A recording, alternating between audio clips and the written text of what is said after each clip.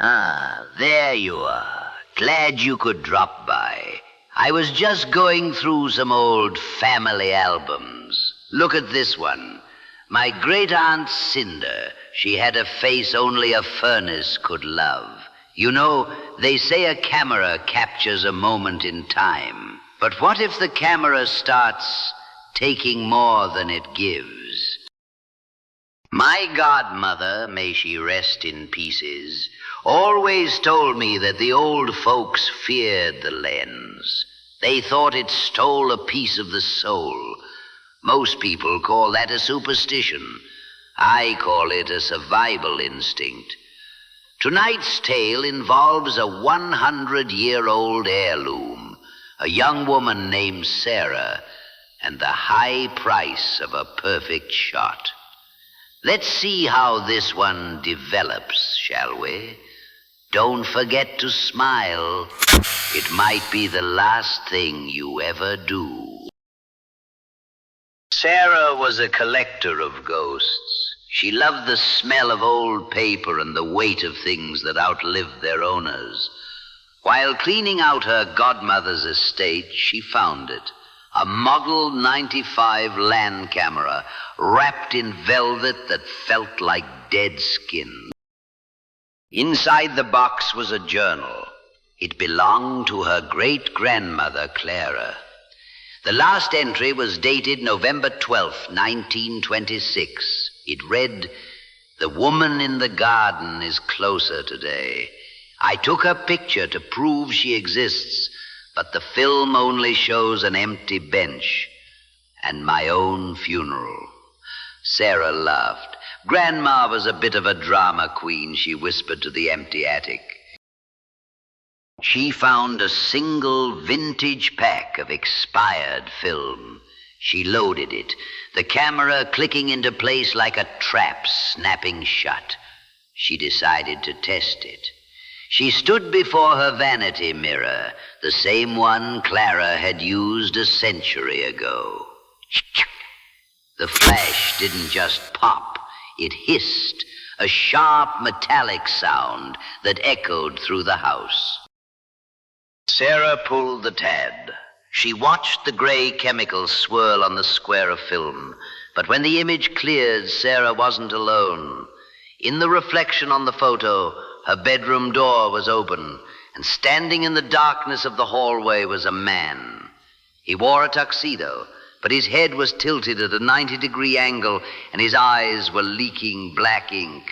Sarah spun around. The door was shut. The hallway was empty. But the photo didn't lie. Sarah should have burned the camera, but the century frame had a hunger. It didn't just take pictures, it demanded them. She tried to show her boyfriend, Mark. "Look at the tuxedo man, Mark. He's in the kitchen." She snapped a photo of Mark sitting on the sofa. When the photo developed, Mark was still on the sofa, but his skin was translucent, showing the bone beneath. And the tuxedo man was sitting right next to him, his ink-stained hand resting on Mark's shoulder. 2 hours later, Mark tripped on the stairs, a freak accident. He died before the ambulance arrived.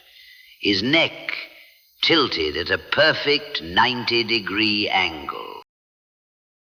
Sarah realized then that the camera wasn't just showing ghosts. It was a countdown. Every photo was a reservation for one at the local cemetery. Panic set in. She tried to throw the camera into the river, but when she woke up the next morning, it was sitting on her nightstand. Its lens pointed directly at her face. It wanted the final shot. She saw the counter on the back of the camera. 1 frame left. She fled to her godmother's house, looking for the journal, looking for a way to stop the shutter. She burst into the parlor, her breath coming in ragged gasps. She raised the camera, determined to take a photo of the tuxedo man and scream him out of existence. She saw a movement in the corner.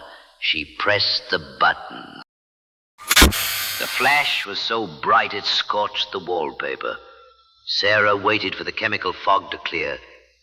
The photo didn't show the tuxedo man. It showed her godmother 100 years ago holding the same camera.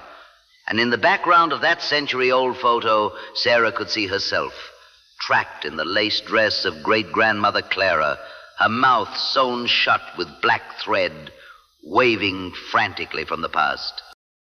Sarah looked at her hands. They were turning gray.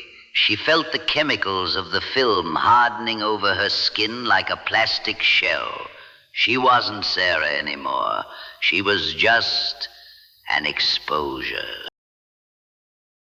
And people wonder why I prefer selfies. At least with a phone, you only lose your dignity, not your soul.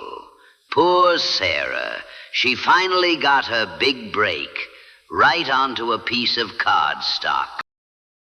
If you're out at a yard sale this weekend, creeps, and you see an old camera, keep walking, unless you want to end up in my scrapbook.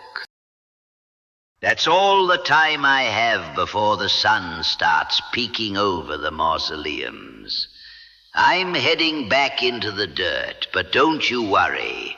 The shadows are in good hands. Stay restless, keep the flash off, and whatever you do, don't look behind you when the timer beeps. I'm Uncle Ashes, and this has been another tale from the grave. I'm fading out, but the signal is just getting strong.